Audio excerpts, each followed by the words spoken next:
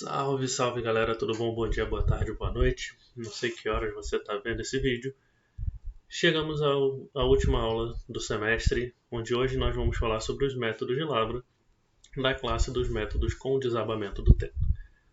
A gente começou a nossa disciplina, vamos falar daquele retrospecto, retrospectiva 2020-2021, onde a gente começou falando da decisão, dos critérios de decisão Lavra céu aberto, Lavra subterrânea, demos uma revisão da mecânica de rochas, falamos de desenvolvimento. Aí sim a gente entrou para falar mais da Lavra subterrânea, critérios de seleção, forma de trabalho, falamos das lavras com suporte natural, com suporte artificial, e agora, para a gente finalizar, a gente vai falar sobre os métodos de Lavra com desabamento de teto. Tá? Então, hoje a gente chega ao final desse nosso curso, né? Tem muito conteúdo, bastante coisa que nós falamos sobre, mas eles dão um aporte para a gente dar um passo para o semestre seguinte, né? Semestre que vem, que a gente vai falar de condicionamento de mina. Então é bem importante a gente lembrar que esses nossos conceitos, as formas de trabalho, os métodos de Lavra, isso tudo levam a gente a também entender e precisar saber como fazer o desenvolvimento da mina, tá? Por conta de estabilidade, por conta do tipo de desmonte que eu fiz, por tipo de como que essa estabilidade pode me gerar mais segurança ou menos segurança e assim por diante, tá bom? Mas hoje, para a gente finalizar, então, vamos falar dos métodos de Lavra com suporte. Estou procurando aqui a minha canetinha laser, apontador a laser para a gente ficar tranquilo. Beleza?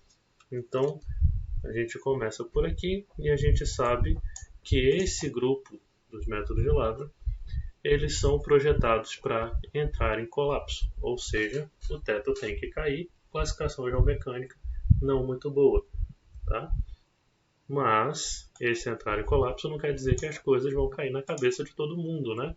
Então a gente tem que entender que isso não deve acontecer em momento nenhum. Tem que acontecer o desabamento do teto? Tem que acontecer o desabamento do teto, mas na hora que eu quero, do jeito que eu quero, para que não seja arriscado para os meus colaboradores, principalmente. Tá? Dos métodos de abatimento, eles são definidos como aqueles que são associados à indução e principalmente o controle, abatimento do corpo do minério, da rocha sobrejacente ou ambos, simultaneamente com a condução da mina. Tá? A gente já tem falado bastante sobre isso, eu acredito que vocês já consigam entender quais são os métodos de desabamento de teto, mas a gente precisa sempre estar relembrando os conceitos, né? Aqueles que a condição geomecânica faça com que o teto não tenha um tempo de autossustentação muito grande, então o teto venha a cair. Tá? Então, nesse grande grupo, a gente tem o long wall, que ele poderia estar no grupo anterior, né? Quando eu faço aquela lista para você, aquela redezinha dos métodos de Lavra, ele está meio que desabamento de teto, meio que suporte artificial, por conta daquele suporte do teto das carapaças, né, que a gente vai ver daqui a pouco. Mas, além disso, a gente tem o sublevel caving e, por fim, a gente vai falar do block caving. Tá? São diferentes, os próprios nomes já mostram para a gente que são diferentes. O sublevel caving é um desabamento de teto em subníveis e o block caving ele já mostra que é algo mais massivo, algo grande, né, que é o block caving. Tá bom? Então, o long wall, para a gente começar, ele é utilizado em depósitos horizontais e tabulares, geralmente de carvão, e os outros dois são para corpos verticais ou inclinados com depósito de grande quantidade de minério. Então, se eu tenho um depósito horizontal com desabamento de teto, já não tenho para onde o long wall. Se ele está no outro sentido, aí a gente pode ter block caving ou sublevel caving, sendo que o block caving ele tem grandes dimensões em todos os sentidos. Se ele for tabular, geralmente vamos para o sublevel caving. Tá? Com relação aos custos, essa classe possui custos de Lavra moderados, bem como os dois mais baratos métodos de Lavra subterrânea, que são o sublevel e o block caving. Tá? Por causa das suas aberturas de explotação serem destruídas no processo, essa é uma classe única, muito difícil da gente ter outra coisa parecida. E a mecânica de rochas é aplicada para garantir que o abatimento do teto deva ocorrer ao invés de prevenir que o abatimento ocorra. Então aqui a gente precisa que a própria mecânica de rochas favoreça o nosso desmonte, tornando esse método mais barato. Por isso que a gente falou isso anteriormente. Tá? Então o desenvolvimento poderá ser feito e localizado de modo que possa suportar o deslocamento do abatimento do material, bem como a subsidência, que se estende geralmente até a superfície. Esses são métodos de lavra que dá para você perceber o impacto deles na superfície. Tá? Por isso que eles são únicos, né? Nos outros métodos você praticamente não entende, não sabe o que está acontecendo lá embaixo. Esse aqui eles podem causar subsidência também, por isso a gente tem que tomar cuidado, inclusive na área de cima da lavra. Tá? Então a gente começa com o long wall, onde ele é utilizado em depósitos minerais relativamente tabulares ou onde uma longa face é estabelecida para explotação mineral. Eu esqueci de falar, né? Tem gente que chama de long wall de frente longa, frente larga, frente qualquer coisa aí que eu não sei como o pessoal gosta de chamar ele. Tá? Ele extrai minério ao longo de uma frente em linha reta, tendo grande extensão longitudinal, então é aquele que você vai até o final e volta lavrando. É a lavra em tiras de uma mina subterrânea, tá? Um strip mining de uma lavra subterrânea. Tá? A área da abertura próxima à face é mantida aberta para proporcionar espaço para o pessoal e o equipamento de explotação. Então você mantém uma área aberta, que aí você usa aqueles escudos por cima para garantir a estabilidade e segurança.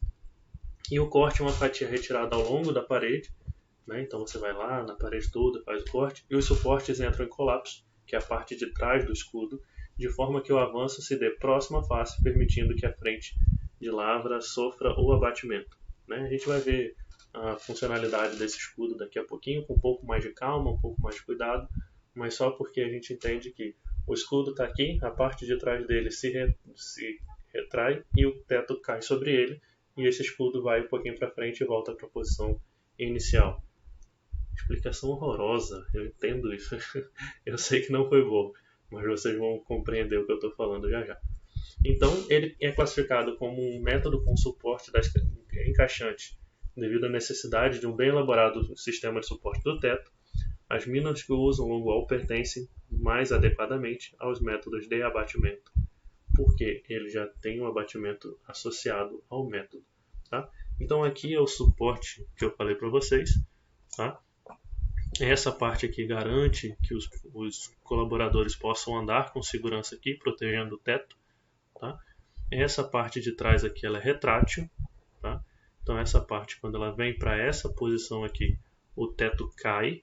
Tá? E o minério vai para essa correia transportadora que está aqui.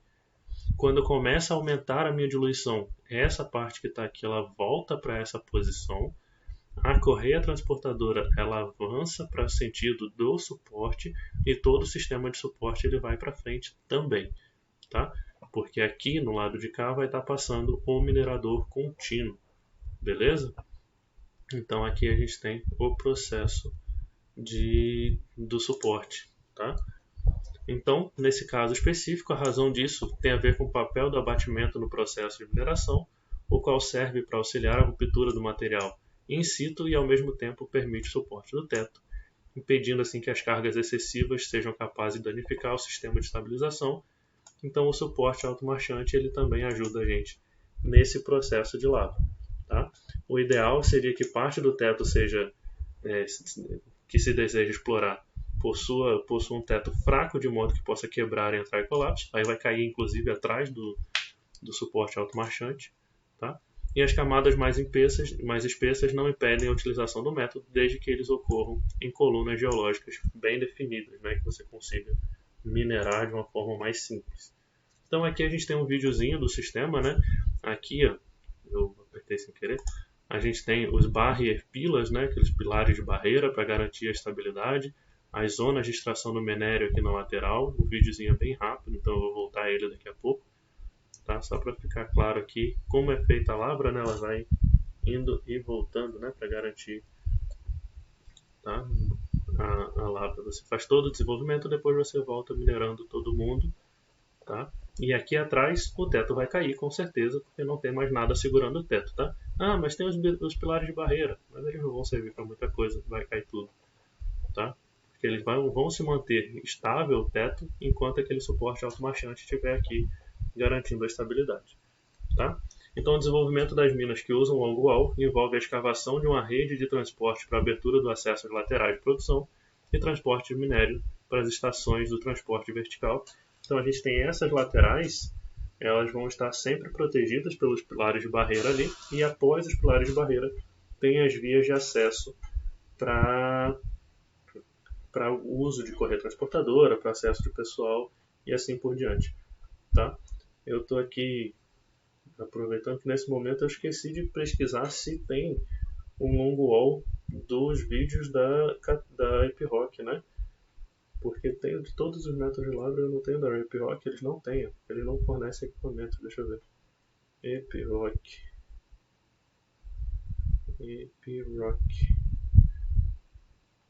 Eles têm. Eu vou botar para vocês na aula depois o vídeo deles. Tá? Então, não, aqui é câmaras e pilares, não é o longwall que eles têm.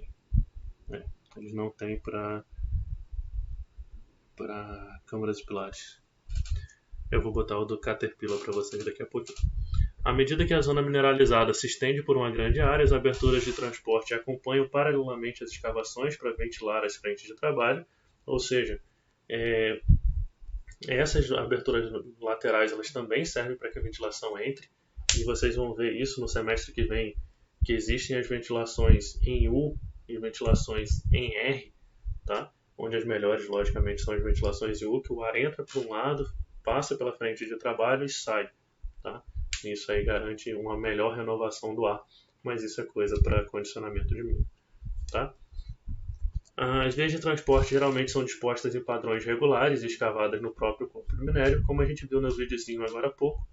Os pilares de barreira à frente de Labra, e fora disso tudo vem as vias de transporte. A distância entre dois montes de transportes adjacentes determina o comprimento da face do longwall, ou seja, os dois pilares de barreira, o que tem no meio é a face do longwall. Quanto maior essa face, maior a possibilidade de produção a gente tem, maior a quantidade de minério que a gente vai ter. Tá?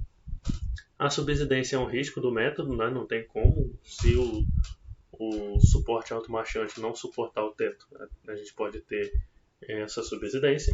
E dependendo da profundidade da camada de cobertura e da área minerada, as frentes de lavra e as áreas de abatimento, os colapsos podem se estender desde a área de mineração até a superfície e aí gerar todo um desabamento ali, né? Então tem que tomar bastante cuidado, entender bem qual é a camada que está superior, como que está relacionado esses nossos pilares de barreira, como que eles estão suportando carga e assim por diante. Tá? Então tem que tomar muito cuidado para evitar essa subsidência descontrolada. Então, o teto ao longo da face do longwall é suportado e a área de trabalho é completamente protegida pelos suportes hidráulicos, tá? E os suportes avançam de acordo com o avanço da mineração e o teto atrás pode e geralmente vai entrar em colapso. E é aí que vem a importância do suporte automarchante. Tá? Então aqui estão os sistemas de suporte. Tá? Vocês já viram eles algumas vezes. E a gente sabe que quanto mais esse minerador contínuo, né, ele vai passando ao longo da face, a lavra vai avançando e os suportes vão avançando junto. E aqui, né, na frente dele tem as correias transportadoras para tirar o minério, e geralmente elas não são correias, né, porque a correia transportadora é mais mole, elas são correntes transportadoras, inclusive para ela ser mais maleável. Quando o sistema de suporte joga elas para frente, elas fazem uma curva também para acompanhar o processo. Tá? Então são as AF6, né? Esqueci o que significa o AFC, eu só lembro o C, que é o chain, que é de correia, que é de corrente. Tá? Daqui a pouco vai ter no vídeo da Caterpillar e eu traduzo para vocês, porque eu não lembro agora o significado do AFC. Tá? Então aqui é onde os operadores eles podem estar caminhando durante a operação, teto protegido, e aqui realizando o processo de corte da rocha. Tá? Alguns métodos, alguns sistemas desses, a rocha é o tempo inteiro umectada, né, pelo sistema de esguicho de água aqui, principalmente para a gente reduzir a temperatura aqui do corte, dos botões de corte, mas também para evitar poeira para os operadores. Tá? Então aqui está o videozinho da Caterpillar, tão falado, chegou a hora dele, onde ele vai falar do Longwall Topcoal Caving, ou Longwall Mining, tá? Onde ele vai falar dos tipos do processo, e eu vou passar algumas coisas aqui que eu não preciso desse vídeo tão longo, não consigo passar porque esse aqui não dá. Então a gente vai ver o vídeo. Ele fala que é aplicável para camadas pequenas, tá? Menores do que 6 metros, tá? E ele fala onde tem uma boa qualidade de carvão, tá? Então você pode usar o sistema convencional de longwall. Não pode ser operado com sucesso além do que esses 6 metros, tá? E o uso, né, o uso da força natural para vencer o carvão. E a gente tem umas outras coisas ali que eu não consegui ler porque minha tela está na frente. Aqui é a direção do avanço, tá? Que é uma rocha virgem que ele chama. Aqui é um carvão pré-fraturado, aqui um carvão já quebrado com o estéreo, né, que ele chama de GOG. Aqui é o nosso material de caimento, né? Então a gente vai ter todo esse sistema, as AF6 frontais aqui, os transportadores de correntes, tá? Então ele está falando do suporte de teto, as correntes e o cortador que está aqui, tá? Aqui eu tenho uma corrente traseira presa por esse sistema aqui de pistão. Aqui vai estar acontecendo o corte, o teto sendo estabilizado o tempo inteiro, tá? Quando eu termino essa face de corte, o teto ele se expande para frente, tá?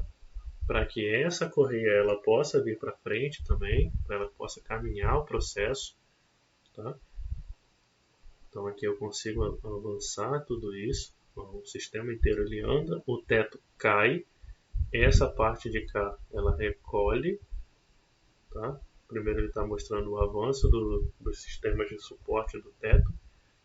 Então aqui esse minério fragmentado, depois que essa parte do equipamento ele recolhe, o teto cai sobre a correia transportadora traseira, que ele chama, tá? Caiu, ele recolheu, está caindo aqui o minério, estou produzindo o minério, tá? Quando começa a sair muito estéreo, quando começa a ter muito estéreo, isso quer dizer que eu tenho que fechar isso aqui tudo, tá? Porque eu estou aumentando a minha diluição, então eu fecho o meu sistema, tá? E aí todo o meu sistema ele avança na sequência, né? Essa corrente que está aqui, onde o mouse está passando, ela vai puxar o sistema de transportador de corrente para frente, tá? Ó, ele puxando o sistema para frente, tá? Ele puxou todo mundo e aí eu posso andar com o meu suporte automarchante, por isso que ele tem o nome de automarchante, porque ele marcha sozinho, tá?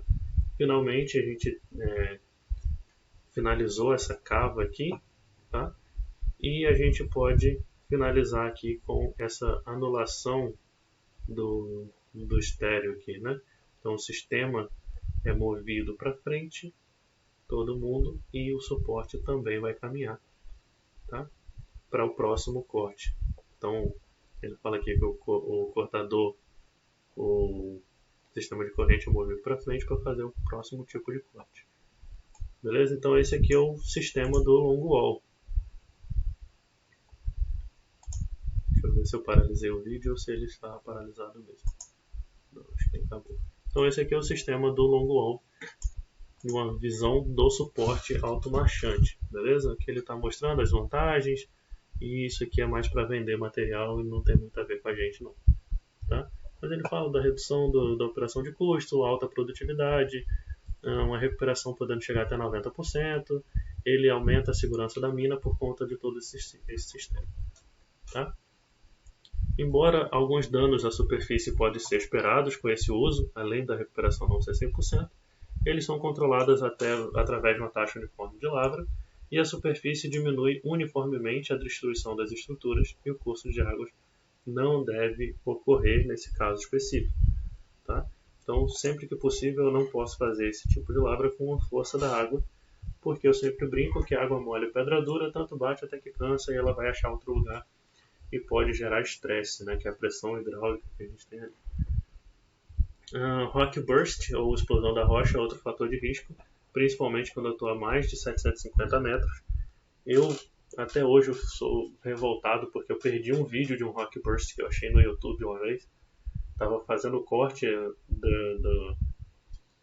do long wall e eles o shear, né, que é aquele cortador, ele encontrou algum minério mais forte, eu não sei o que é, a rocha entrou em rock burst, explodiu, pegou fogo e assim por diante. Foi uma coisa bem incrível e eu não tenho mais esse vídeo e eu tenho raiva de mim até hoje por conta disso. Tá? A gente também sabe que essas explosões acompanham a liberação de energia, tá? Que pode ser de forma violenta, e aí a gente pode ter danos pessoais e materiais nesses casos específicos e ser bastante problemático, principalmente se essa liberação de energia gerar fogo. Carvão, ele tem o griso, que é o metano, e isso tudo pode estar gerando mais problema. Tá? A maioria das minerações que usam esses métodos nos Estados Unidos possui diversas entradas para pessoal e maquinário, facilitando a movimentação e escoamento da produção. Tá? Então a gente tem essa necessidade, né, de ventilação pessoal, transporte de minério desmontado e assim por diante. Na sequência de desenvolvimento, ele é bem similar à câmara de pilares, né? A gente tem uma lavra em avanço, só que nesse caso específico, a gente faz um desenvolvimento lateral para depois vir avançando o corpo todo de uma vez. Tá? A gente tem as entradas principais conduzidas em toda a propriedade, a partir da qual as entradas são ortogonais. Tá? Então você faz essa entrada ortogonal, você faz aqui as vias de acesso e ortogonalmente você faz as frentes de trabalho. Tá? E você pode estar trabalhando em todos os sentidos, e ele fala aqui por ambos os métodos, né? Onde você pode trabalhar por blocos ou você pode trabalhar pela frente inteira, diretamente. Geralmente os mineradores são escolhidos para executar a explotação do bem mineral, onde esses recebem auxílio de tirantes de teto para aprimorar a taxa de avanço de lavra. Isso nem sempre acontece, mas pode acontecer. E depois das entradas serem desenvolvidas, as galerias de exaustão são conduzidas ao extremo dos painéis para permitir a melhor ventilação, que é para fazer aquele sistema em U que eu comentei para vocês. Né? O ar entra limpo por um lado, começa a ser sujo e ele vai sair pelo outro lado. Então ele vai fazer... Calma aí que eu tenho que melhorar a minha noção de tela aqui. Então o ar vai entrar por aqui e vai sair por aqui. Tá? Então aí, essas zonas de exaustão são chamadas de sangradores. Quando o painel tiver concluído as galerias de exaustão estabelecidas, a face da parede tem a lavra iniciada e aí você começa o movimento de zigue-zague. O corte é feito na face, os suportes hidráulicos permitem o abatimento do teto na parte de trás. Já vimos isso algumas vezes hoje. O transportador de corrente, geralmente da corrente ela é blindada para evitar que ela quebre ou trave no meio do caminho. Elas são utilizadas para o transporte do carvão ao longo das faces e ela serpenteia para frente pelos outros suportes, enquanto a máquina de mineração avança, então ela pode fazer uma curva leve, né, para você fazer toda a movimentação do sistema de suporte. No ciclo de operação, a gente usa mineradores contínuos, então ela já está lavrando e carregando ao mesmo tempo, não tem perfuração, não tem nada nesse sentido. O ciclo de operação é simples e ele tem o corte e carregamento com transportadores contínuos e o transportadores por transportadores de corrente. Tá? As operações são auxiliares, são realizadas para dar maior segurança, como por exemplo a ventilação, a umectação do material a ser desmontado, e a gente também tem os escudos hidráulicos que servem para a sustentação do teto, que são extremamente vitais e essenciais nesse método de lavra. Se não tiver o suporte hidráulico, você não tem a lavra, não tem esse método de lavra propriamente dito, né? É muito difícil. Além disso, você tem que fornecer energia, ventilação e materiais necessários para a atividade. Esse método provavelmente gasta bastante energia, tá? Mas a lavra em si ela é bem simples. E além disso, tem que se ter muito cuidado no controle de poeira, tá? E para isso a gente precisa de uma ventilação eficiente para você dar boas condições de trabalho para quem está na frente de lavra. Tá?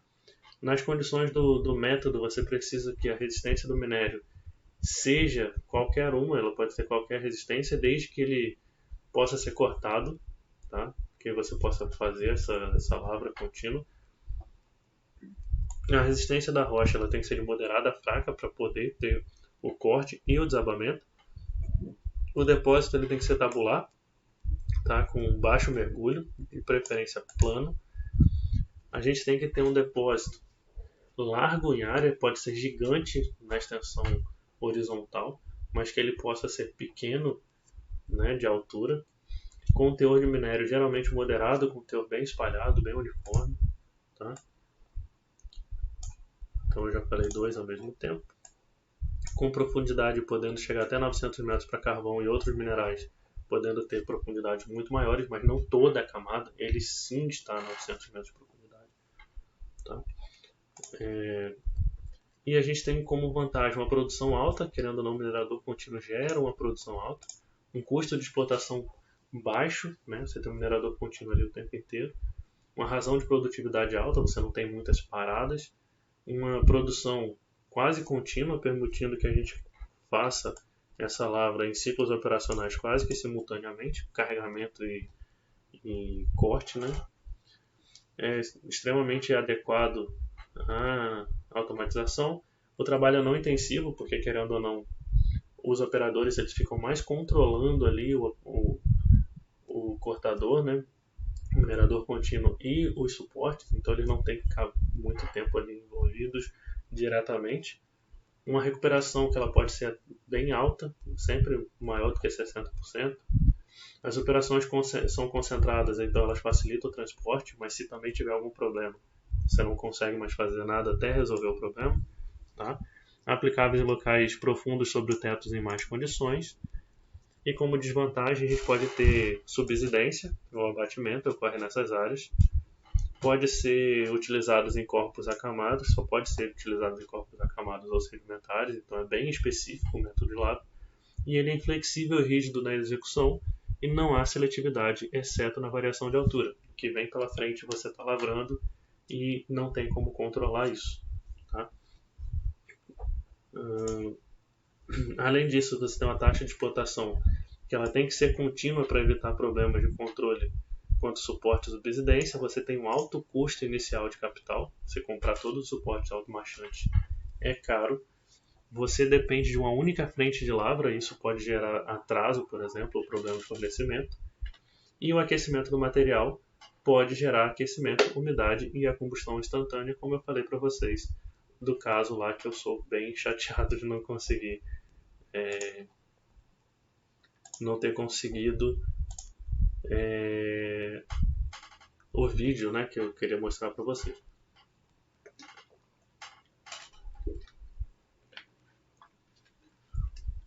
Parei um pouquinho para tomar água, por isso que eu desliguei a câmera. Vocês não precisam ver isso. E aí a gente tem esse videozinho aqui do longwall, né, que é bem... parei sem querer. Ele é bem interessante, descendo no minério, né, no corpo do minério. A gente vê aí a entrada, uma rampa, né, bem específica. Então aqui a gente vê um minerador contínuo em funcionamento, né, o funcionário andando ali por dentro da operação, analisando como é que tudo está representado e assim por diante. Tá? Então aqui ó, o minerador,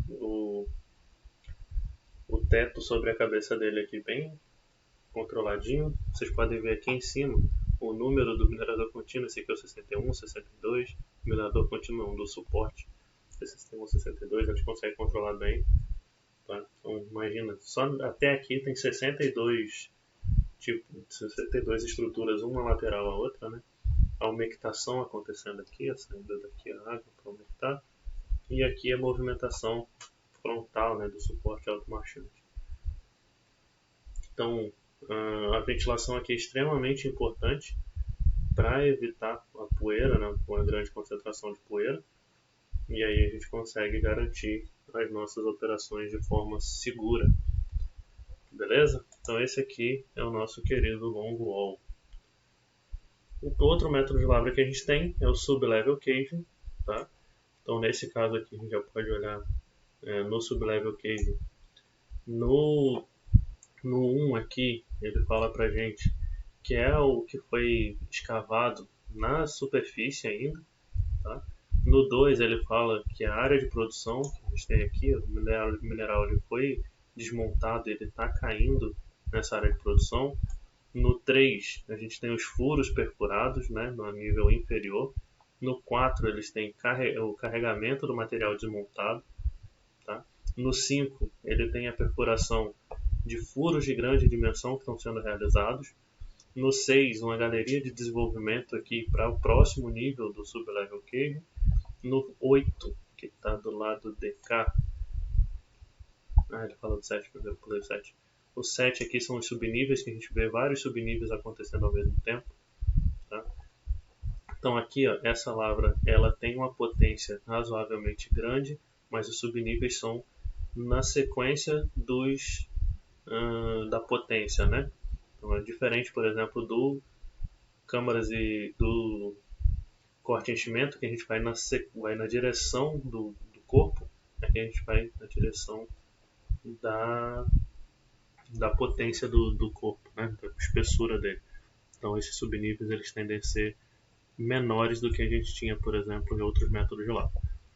Então aqui a gente tem o local onde os minérios são jogados, né? Nossos ore pass, né?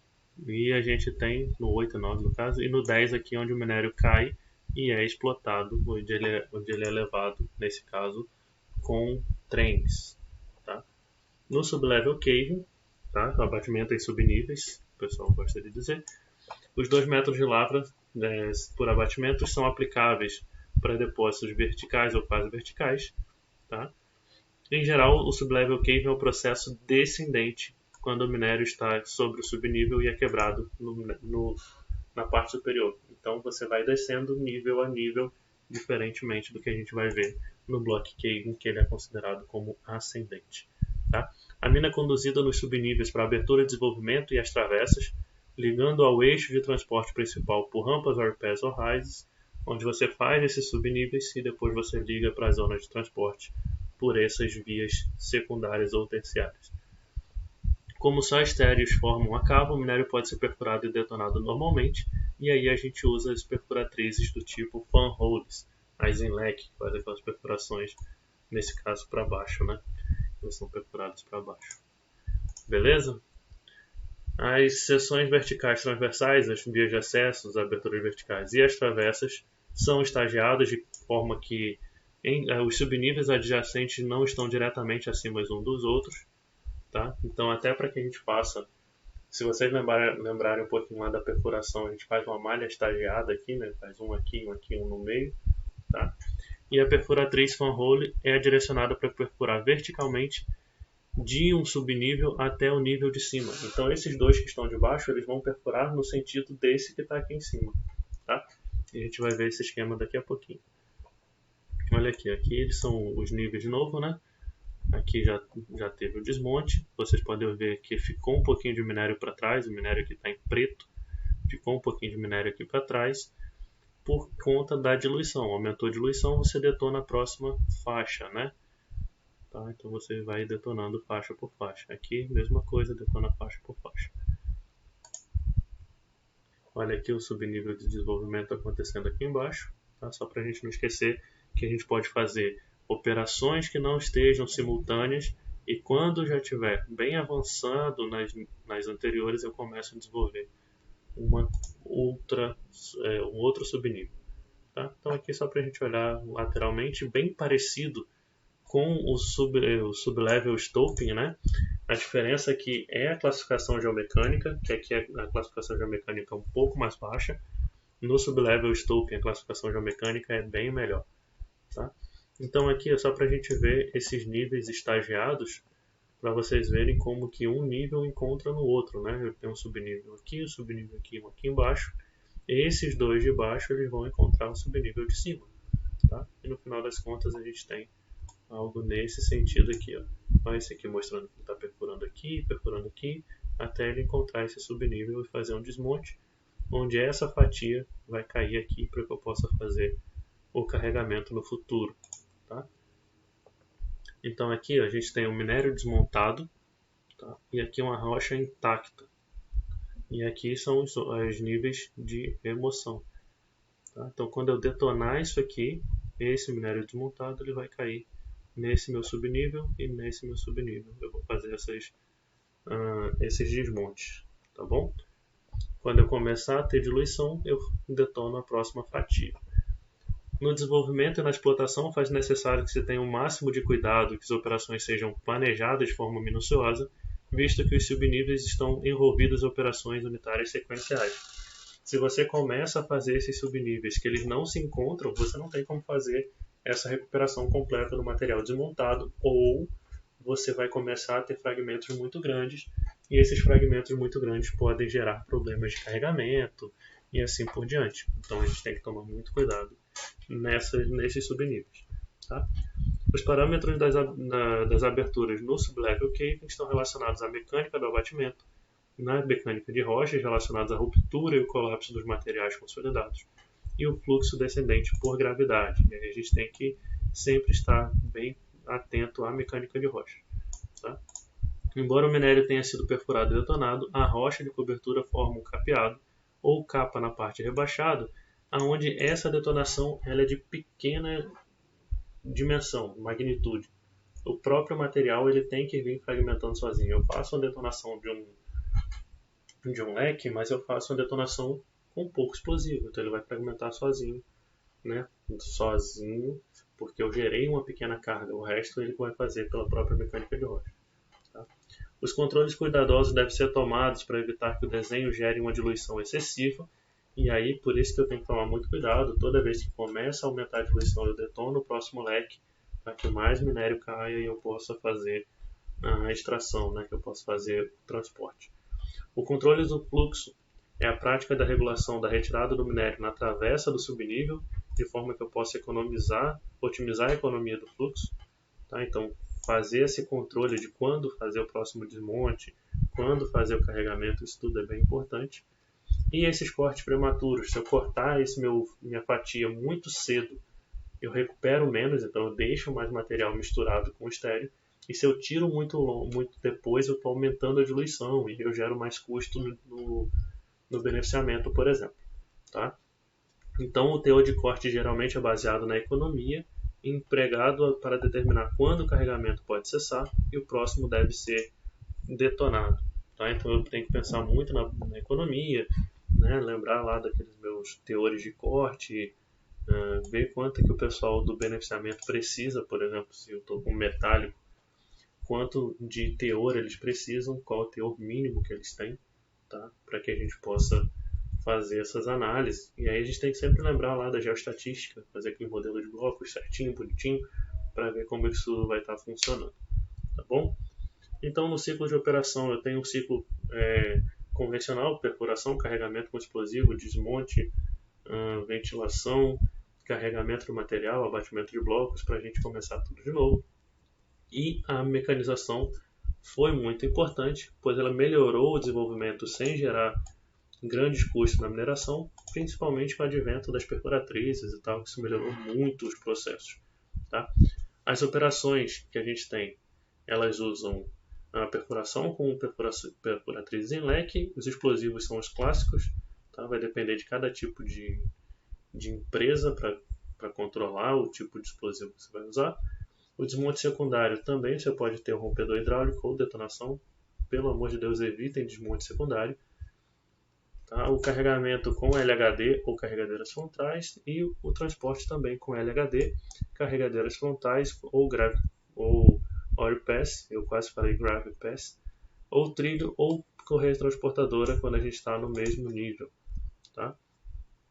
Esse método ele é bem utilizado quando a gente tem resistência do minério moderada ou muito forte, que requer detonação, mas que ele venha se fragmentar sozinho. Tá? Ele pode se suportar sem a necessidade de suportes excessivos e tem que ter menos força do que os métodos suportados. No entanto, ele tem que ter mais força que o block cave. Ele está aquele nem lá nem cá. Ele tem que ser forte o suficiente para não ser um block caving, ele tem que ser fraco o suficiente para não ser um sublevel stopping, por exemplo. Tá? Mas ele tem que se fragmentar sozinho. Né? Porque ele vai fragmentar, mas eu vou fazer detonação com pouca carga e ele vai fragmentar. A resistência da rocha é de fraca a forte, pode ser em blocos, mas deve ser fraturado ou articulado e capaz de gerar realces. Tá? E o depósito ele tem que ser tabular ou de grandes dimensões, se alongado um eixo que seja preferencialmente na vertical, e pode ser moderadamente irregular. Tá? Geralmente tabular um pouquinho inclinado ele pode ser ainda. Com um mergulho geralmente maior do que 60, tá? Então por isso que eu dou um pouquinho inclinado. E ele pode ser bastante plano se o depósito ele é potente, se ele tem bastante largura, então ele pode ser plano. Tá? Isso favoreceria bastante a operação. Tá? E a largura do depósito ele é largo, extenso verticalmente ou com grande extensão de área com potência maior do que 6 metros. Até porque quanto maior essa potência, maior os meus níveis. Né? Lembrando que os meus níveis eles são perpendiculares eles são no sentido da potência, desculpa. Eles são perpendiculares à minha potência aqui. O teor do minério geralmente ele é moderado e a uniformidade do minério ele geralmente é moderado. Sem classificação possível, aceita uma certa diluição, tá? Que é essa mistura do minério com o estéreo. E a profundidade geralmente ele é um pouquinho menor do que 1,2 km, mas a gente sabe que esses dados não são tão fidedignos assim, né? Como vantagens do método, ele tem uma produtividade alta, várias frentes de trabalho ao mesmo tempo, tá? Uma alta recuperação do minério, ele é adequado à mecanização, ele tem um método flexível, adaptativo e seletivo, você pode trabalhar direto no corpo do minério, não precisa dos pilares, ele tem custo de mineração moderado, você usa pouco explosivo e ele já fragmenta bem a rocha e é um método bem seguro, ainda mais quando você faz ele com bastante controle. Como desvantagem, ele pode ter uma diluição alta por conta dessa mistura do minério com estéreo no corte das camadas, no final da recuperação. Dependendo de como sua rocha seja, você pode ter realces ou subsidências, tá? Gerando problema. E aí você precisa também ter um controle muito grande do desenho dos seus subníveis superiores, tá? Porque isso pode ser um fator importante para o método. E ele tem um alto custo de desenvolvimento, muitas frentes trabalhando ao mesmo tempo, muita ventilação, muito controle que você tem que ter, e aí você tem que ter acesso para os equipamentos mecanizados, então as suas aberturas não podem ser tão pequenas. Então isso tudo gera problemas para a minha operação, mas principalmente nesse caso eu quero focar na ventilação. A ventilação é muito complexa quando você tem muitas aberturas funcionando ao mesmo tempo. Tá? Então aqui a gente tem o videozinho da Sandvik mostrando o método, né? Então você vê que são várias frentes trabalhando ao mesmo tempo, várias aberturas, muito desenvolvimento. Você vai fazendo esse corte dos leques, né? Com a espandriz. Lembrando que nesse caso específico, o pilão ele é um desses furos de grande dimensão. Tá? Você faz um desses furos e deixa ele, pode ser até com um Warpad, um rising boring, para fazer o pilão. Tá? Você vai fazer a detonação desses setores todos e aí você vai vir lavrando esse seu procedimento todo aí. Tá? Eu vou pular esse vídeo, que esse vídeo ele é bem demorado, senão a gente vai passar 5 minutos vendo só esse videozinho da Sandvik, mas ele mostra a abertura e depois você vir fazendo a perfuração dos leques, nesse caso com furos que são paralelos, tá? Mas você faz o primeiro desmonte, depois os níveis inferiores, para você ter um sequenciamento e você não ter a sinergia entre as perturbações, beleza? Aqui a gente tem o vídeo da Epiroc, tá? Que aí você vê um corpo mais inclinado, né? Tá? Um corpo totalmente na vertical, onde você tem uma capa e uma lapa ali. Tá? Ele fala que está fazendo a abertura com uma rampa helicoidal. Tá? E dessa rampa helicoidal você vai acessando todos os níveis. Lembrando, os níveis estão estagiados. Tá? E você vai vindo lavrando todo mundo. E depois você lavra o nível inferior. Tá? Então aqui você tem uma certa subsidência do teto, mas como você deixa ainda parte do estéreo, né? Você não retira tudo. O empolamento faz com que você não tenha essa subsidência muito grande do teto. Olha aí, ó, você fazendo um raise para servir como pilão, e aí você vem desmontando leque a leque, tá? Sempre lembrando que o leque chega na parte superior, do nível superior, né, do subnível superior, até dos dois lados aqui, né, desse lado aqui e do lado de cá. Você vai tirando o seu minério, quanto maior for a sua diluição, você detona o próximo leque, tá? Assim como era no sublevel cave, beleza? E aí a gente vai setor por setor, tá? Quando você está bem avançado do lado de cá, você começa o nível de baixo e assim você vai fazendo numa lavra descendente, tá? Então aqui ele vai mostrando todo o processo de toda a mina de uma forma bem tranquila para a gente entender bem esse processo. Fica bem bonitinho.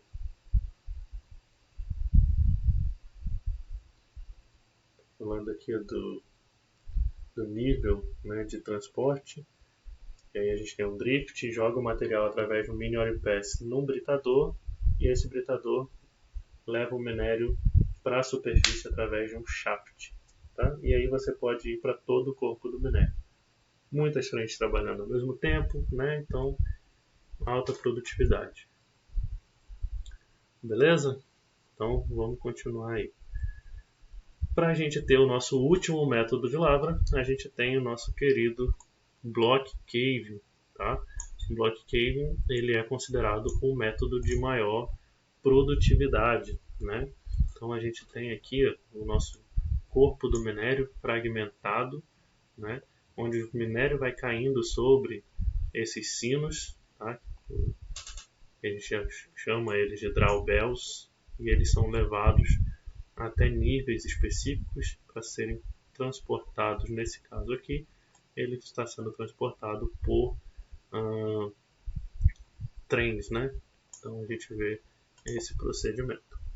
Onde o block caving ele faz uso da técnica em que a gravidade é utilizada em conjunto com as tensões internas de fratura e ruptura da rocha do maciço em pedaços que podem ser tratados pelos mineiros, pelo pessoal de solo ali que está trabalhando, tá? Então você faz a primeira detonação e ele já começa a se autofragmentar ali com o uso da gravidade. O bloco refere-se a um esquema de mineração em que o corpo é dividido em grandes seções de vários metros quadrados, isso geralmente feito pelo pessoal da geoestatística e tal, que eles fazem essa determinação dos blocos, tá? E o abatimento é induzido pelo corte ascendente de um bloco, ou seja, por mais que o minério esteja caindo, você está chegando ao final do seu bloco sem você sair do seu lugar. Então é como se você estivesse subindo ao bloco, por mais que ele esteja descendo. Tá? Esse é considerado um método ascendente, enquanto o sublevel caving ele é descendente. Isso já foi questão de concurso, então fiquem ligados nisso. Tá? A fatia da rocha diretamente abaixo do bloco é fraturada por detonações que destrói sua capacidade de suportar o teto depois de fragmentado. Não tem, ela já está fragmentada. Você tira a base dela, ou seja, você detona o que está abaixo dela, ela vai cair. Como ela vai cair, em cima não tem mais nada, ela vai fragmentar e vai cair. Como não tem mais nada, vai fragmentar e vai cair. Como não tem mais nada, vai fragmentar e vai cair, assim vai. Tá? Eu gosto muito, tá? Eu já falei isso para vocês. O block caving é aquele potão de comida de cachorro que você tira um pouquinho, o que está em cima desce. Você tira um pouquinho, o que está em cima desce. Você tira um pouquinho, o que está em cima desce. Tá?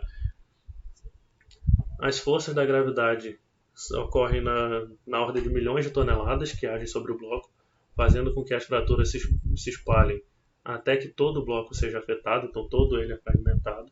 Tá? E a pressão contínua de quebra faz com que os fragmentos menores passem por draw points até que cheguem nos LHDs, e ele é utilizado por volta de 10% das minas de metais e 3% das minas de não metais dos Estados Unidos. Isso é um valor que mostra que ele ainda é bem utilizado. O Chile hoje utiliza muito block caving, né? Eu já falei para vocês de El Teniente, Chuquicamata, essas minas utilizam bastante. E eu não tenho conhecimento de minas no Brasil que utilizem block caving. Mas depósitos muito grandes, né, do mundo hoje já utilizam o Block Cave. Tá? Então, esse aqui a gente tem grandes dimensões para todos os lados, um desenvolvimento que ele é feito todo na base do corpo, então você não tem desenvolvimento no meio do corpo. Tá? Então você vai na base do corpo fazer o desenvolvimento para poder fazer a remoção. Então você faz muito desenvolvimento. Tá? Os estudos dizem que pode demorar até 10 anos para você desenvolver todo o corpo antes de fazer a lavra. Então aí você faz todo o desenvolvimento e a lavra você faz o primeiro desmonte e o próprio material ele vem se fragmentando, já que não tem muita coisa embaixo dele, ele vem se autofragmentando. Quanto mais você produzir, mais o teto a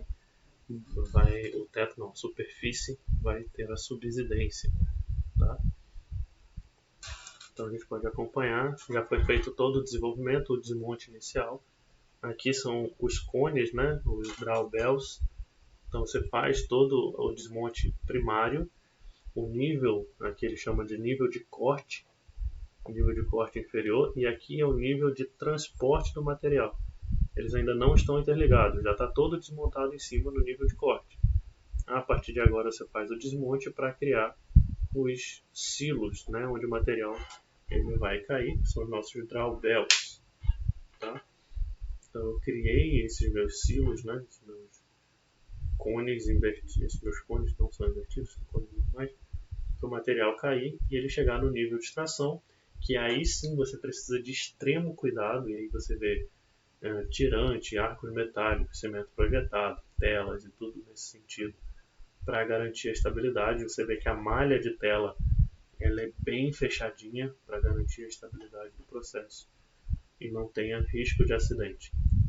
E aí você vê as LHDzinhas fazendo a remoção do material desmontado. Vocês veem que as vias são bem estreitas, bem compactas, que é para não precisar de muita coisa, você não tem equipamentos muito grandes. E aí você pega esse material desmontado, leva até britadores e dos britadores correia transportadora ou shaft para a superfície. Tá? Então aqui você vê, eles usam uma correia transportadora associada a um shaft de içamento. Tá? Então quanto mais você vai lavrando, mais você vai retirando esse corpo de minério, lembrando que é considerado um método ascendente. Tá? E aí você tem a subsidência do teto, e esse é o método de lavra que apresenta maior índice de impacto na superfície. Tá? E aí você vê que a superfície ela é influenciada e alterada diretamente. Então você não pode ter nada sobre o corpo, né? Porque essa região pode gerar problemas no futuro. Tá?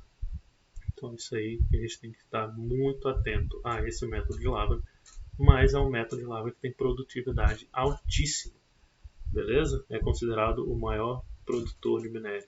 Tá? Então o Block Cave é uma técnica de produção em larga escala aplicável para de baixa qualidade, minério de baixa qualidade, onde os maciços rochosos possuem grandes dimensões verticais e horizontais.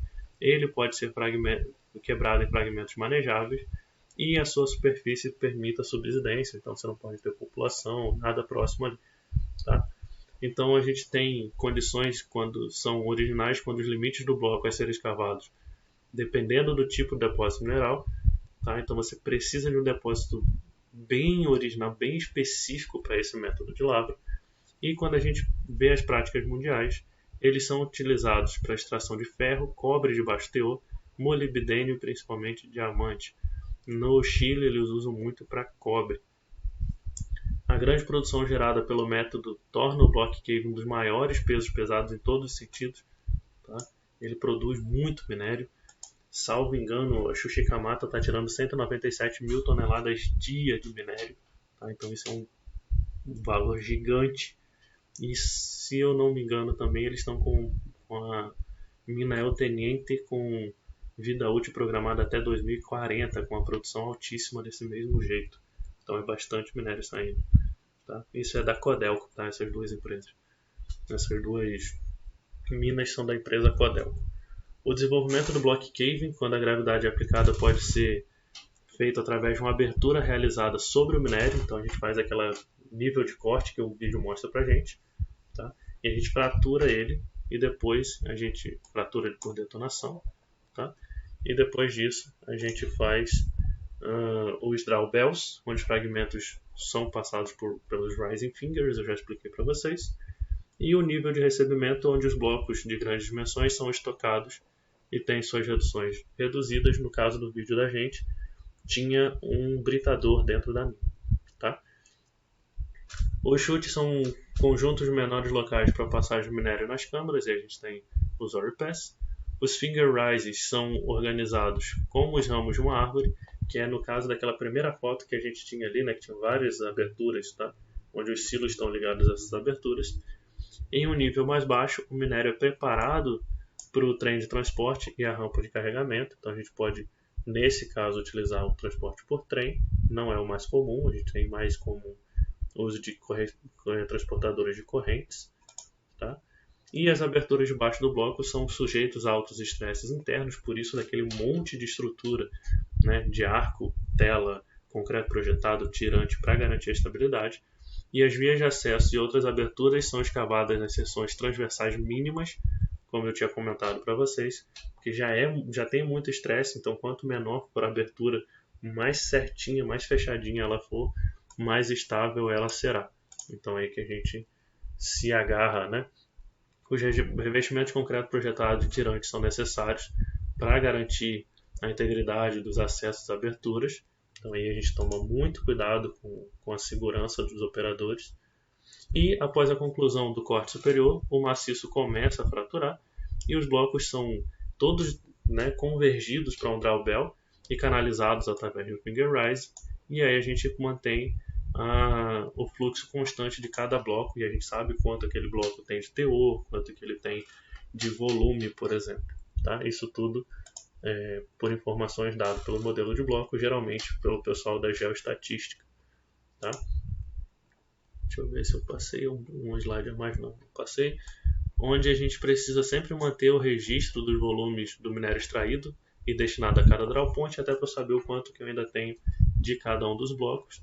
E, teoricamente, nenhuma perfuração e detonação são necessárias. Você faz aquela primeira detonação, por isso que é praticamente nada com relação ao volume total que é movimentado. Você fazer uma no começo não faz tanta diferença.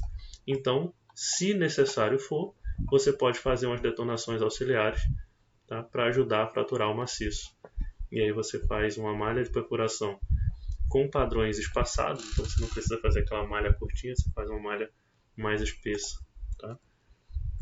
Os fragmentos das rochas de grandes dimensões devem ser quebrados por perfuração e detonação sempre que interromper o fluxo, mas aí você tem um controle mais tranquilo. E os grandes blocos causam bloqueio e são difíceis e perigosos de atacar, então nesses casos pode-se até abandonar parte desses quesitos quando trouxer perigo real, né? Ou então você tem que colocar uma equipe muito especializada para fazer esse processo de desentupimento desses locais com grandes blocos. Tá? Para a característica do método, a gente sabe que ele tem uma mineração em massa, grande volume material produzido. Ele é considerado mais econômico e eficiente quando as rochas são favoráveis, né? Mais econômico, você tem baixa necessidade de estabilização durante a lavra. Você tem no desenvolvimento, aí é outra história. Desenvolvimento caro, lavra barata. Tá? E você produz muito. Se você produz muito e gasta pouco, ele é tranquilo. Gastou muito no desenvolvimento, isso aí você deixa para outra pessoa se resolver. Tá? A quantidade de perfuração e detonação necessária para a produção do minério é mínima, enquanto o volume de minério é gigante. Tá? Então a gente já comentou sobre isso. O comportamento do maciço e as condições de escavação são difíceis de prever quando a gente utiliza o block cave. Tá? A gente nunca sabe como que ele realmente vai funcionar, como ele vai responder, mas geralmente ele funciona da forma esperada. E um extenso desenvolvimento é necessário, então isso é uma desvantagem gigante do método. Vocês lembram que eu falei agora há pouco, pode chegar até 10 anos de desenvolvimento, alguns anos de desenvolvimento para você poder lavrar, de tantas aberturas que você tem que fazer, né, de você montar todos os níveis de corte, fazer os drawbells e tal. Tá? Então eles podem ser muito difíceis com relação aos outros métodos de lavra. Tá? E a grande desvantagem está relacionada à baixa seletividade, tudo que vem é produzido, visto que a remoção do minério se dá em grande escala e sem controle de teores. Então, tudo que está naquele corpo ali, ele vai ser levado para o beneficiamento. Tá? E em relação às questões ambientais, esse método que apresenta maiores implicações de subsidência, tá? Sendo possível visualizá-la da superfície, e aí isso gera problema. Tá? A gente tem que tomar muito cuidado com, por exemplo, fazer um método de lavra desse. Tem que conversar com a população e tal, todo mundo sabe o que está acontecendo, porque é chocante até você ver um buraco que não existia começando a existir. Tá? Então aqui mostra rapidamente para a gente, né, o minério meio que in situ e quando ele é fragmentado, e aí ele vem fragmentando a partir da remoção do minério aqui embaixo, ele vem fragmentando de cima para baixo. Tá? Então aqui, ó, quando a gente tem alguns níveis, né, que você tem do desmonte, aqui, por exemplo, esse bloco já foi 100% desmontado, né? Nessa linha que a gente tem aqui, essa linha aqui é o contato ótimo, então você sabe o quanto do bloco já foi retirado. Então, dependendo do quanto do bloco já foi retirado, depois dele só tem estéreo. Tá? Aqui no caso, eu ainda tenho um minério que ele ainda não foi fraturado, então quanto mais eu produzir isso aqui, mais eu vou gerar tensão, eu vou gerar alívio de tensão, ele vai se fraturar para cair nos próximos níveis. Ó, esse aqui só tem 15%, ainda tenho muito para produzir desse aqui. Por isso que eu tenho que ter o controle de material que foi produzido, né? Então, com esse controle eu consigo também saber se eu estou chegando próximo do meu estéreo ou não, para ter essa redução dessa diluição o máximo possível. Tá? Então, para a gente trabalhar nesse método de lavra, a gente pode ter um minério de fraco a moderado, ou altamente forte, mas que ele seja friável, ou com famílias de fraturas, com formação de grandes blocos, e que ele também seja fraturado livremente com o próprio peso, com a camada inferior, que quando a gente gera espaço ele possa se autofragmentar. Tá? Além disso, ele tem que ter a força da rocha encaixante, ela tem que ser de fraca a moderada, similar ao minério. O depósito do minério ele tem que ser de grandes dimensões ou dimensão tabular de grande potência, geralmente irregular, com um depósito geralmente íngreme ou vertical. Tá? A gente tem também que o tamanho do depósito tem uma área muito grande, com espessura geralmente muito maior do que 30 metros, e com um teor baixo, né? Então você produz tudo que está pela frente, ideal para grandes valores de minério disseminados, mais adequados para minérios de baixo teor. Tá? Então você sai tirando tudo que está pela frente. A uniformidade geralmente ele é bem uniforme e homogêneo, com profundidades que podem ultrapassar esses 600 a 1.200 metros com certeza. Como vantagens, a gente tem uma produtividade alta, menor custo de explotação entre os métodos subterrâneos, maior taxa de produtividade entre todos os métodos que utilizam realces, tá? Então ele produz muita coisa, com a recuperação que pode chegar até 125%. Alguém vai olhar e fazer, caraca, o cara criou minério aí, né? Na verdade ele produz tudo que está pela frente, até o que você não conhecia que estava nas encaixantes ali, inclusive ele tira as encaixantes, tá? Então a sua diluição ela tende até a ser um pouquinho alta nesse ponto específico. A quebra durante a produção ocorre inteiramente dentro do realce, induzido no corte inferior, então isso é seguro. Não há custo de perfuração, custo baixo, você faz só aqueles custos iniciais lá de perfuração e desmonte. Adequado para uso da gravidade com o manuseio dos equipamentos mecanizados, e a ventilação é satisfatória e ele é um método bem seguro. A ventilação ela é satisfatória, porém a gente tem que tomar cuidado se tiver pessoas trabalhando fora dos equipamentos, por exemplo, né? Porque são muitas aberturas, mas como todo mundo já fez a atividade antes de começar a lavra, né, fica mais para a questão de carregamento e tal, você pode ter uma ventilação mais simples para esse caso específico, porque você não tem um trabalho tão intensivo durante a lavra, você tem durante o desenvolvimento. Tá? A desvantagem que você pode ter subsidências em larga escala, você tem um layout que ele tem que ser muito, muito, muito complexo, tá? Você tem que tomar bastante cuidado. Um desenvolvimento lento, trabalhoso e muito caro, principalmente porque você só está investindo, não está recuperando. Então, o seu payback ele demora muito tempo, o seu valor presente líquido ele é muito longo. Tá? A diluição ela pode ser alta, podendo chegar até 25%. A manutenção das aberturas em produção são caras, tá? Principalmente porque elas são muitas e você tem muita coisa acontecendo ali dentro. Tá? Então tem tirante, essas coisas. E você tem que ficar sempre lembrando de tempo de meia-vida, trocar, substituir, analisar, ver se está todo mundo ok. É um método extremamente rígido e flexível, não dá para você mudar o método de lavra. E você pode ter combustão espontânea do minério, né? Ou da encaixante durante a abertura se o avanço é lento ou sofre atrasos, principalmente quando você tem sulfetos no meio, né? Então aqui a gente tem um vídeo da empresa Rio Tinto, que eu consegui parar o vídeo de novo. E esse vídeo ele é interessante pra gente. Deixa eu ver se eu consigo tirar o apontador laser para eu controlar aqui. Era uma lavra a céu aberto, tá? Que eles aprofundaram para uma lavra subterrânea, tá? Então esse aqui é o chefe do desenvolvimento e inovação dessa mina, onde eles transformaram a mina a céu aberto numa mina subterrânea, né? Que é o descido do shaft. Tá? Então aqui eles fazendo o esquema do processo. Olha como que os depósitos eles eram diferentes, eles tinham 12 km, né, de extensão. E eles observaram que 80% da mina ela podia ser lavrada por método subterrâneo pelo block cave. Tá?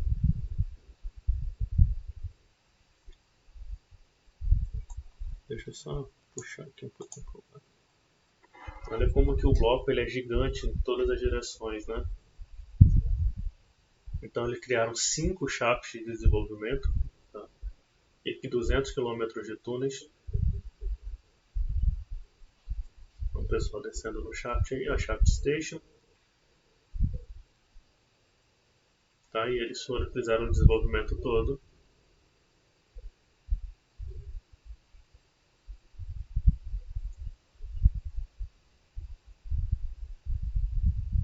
Então essa é uma operação que acontece na Mongólia, essa atividade. Então eles falam da importância do método na Mongólia e tal, do processo. Deixa eu pular essa parte aqui, que eu quero mostrar para vocês isso aqui. Como é que funciona o block cave. Então ele fala aqui das aberturas todas feitas de uma única vez. Tá?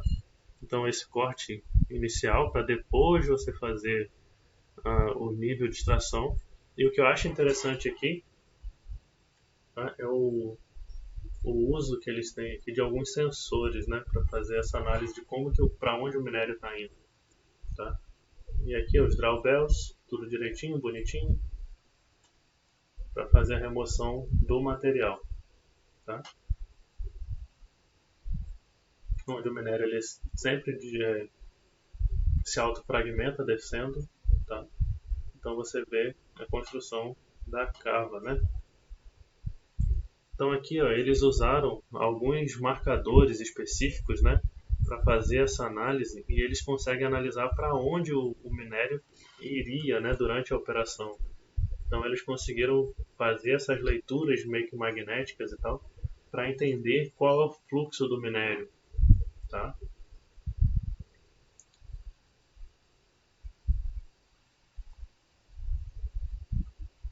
Então eles tentaram fazer um modelo de rota do fluxo, né? Eu achei isso bem interessante, bem legal para entender como que o minério ele se comporta no fluxo aí do uso do block cave. Tá? Isso aí foi feito pela empresa Rio Tinto, né?